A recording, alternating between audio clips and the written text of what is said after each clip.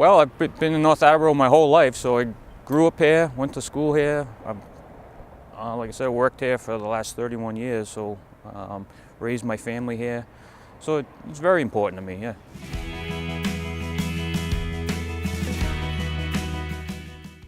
We've had significant cuts in the last 10 years to our budget. Actually, last year our budget was the same as it was in 2009.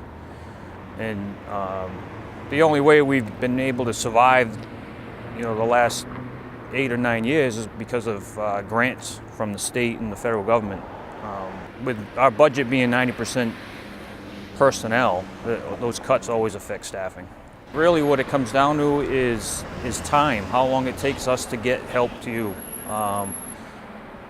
Everything we do is about time, and if we can get there a minute or two faster because a particular station is staffed or not, then that could be life or death difference.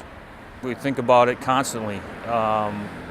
Because of the size of the town and where our personnel are spread out, if the crew at the Kelly Boulevard station is out, it could take us 5 or 6 minutes from here, from headquarters, to get to that side of town. So we're always concerned with that. Yeah.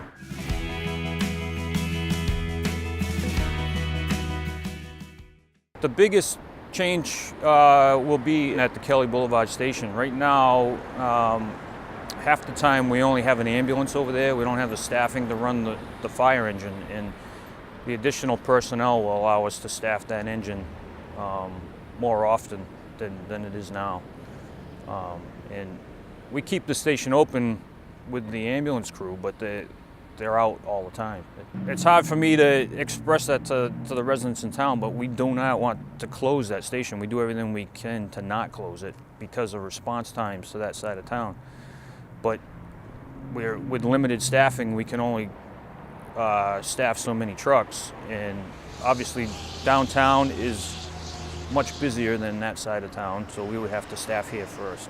It's highly likely that we'll have to close that station if it doesn't pass.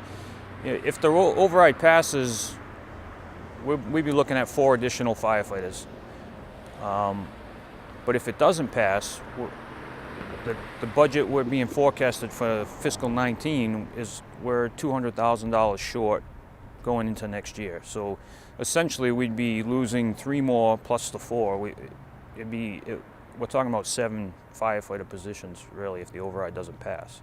Our job is to protect the public, and we can't do that without firefighters here to do it. And for that reason, the override is extremely important to us.